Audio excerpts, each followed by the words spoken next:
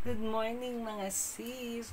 For today's video, so ito na yung ating pampaswerte na naman mga sis. O talagang hindi mawawala talagang pampaswerte ko, lalo na bago matapos yung taon.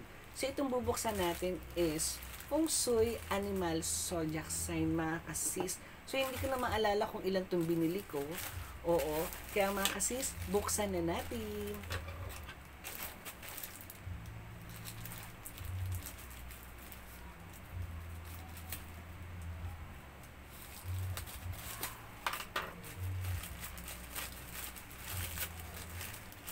So, ayan.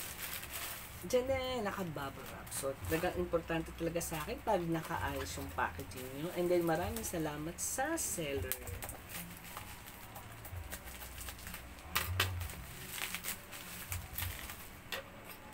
So, ayun mga kasason. Nakikita ko na. Ayan. May lumalabas ng kulay. Ayan. Oh, mabigat pala. Mabigat pala mga sis. So, ayan. So, ito na. Buksan na natin. May paganito. Ano, para saan ba to? Uy, ang ganda ng kulay. Ay, ang ganda. Ay. So, ayan. May freebies ba to? So, ito yung mga binili natin mga zodiac sign. Oo. So, tignan natin kung dapat apat eh. So, apat. Oo, apat. Wow, ang ganda. Apat. So, ito talaga is libre na. So, check natin isa ko ano yung mga zodiac sign na nabili natin.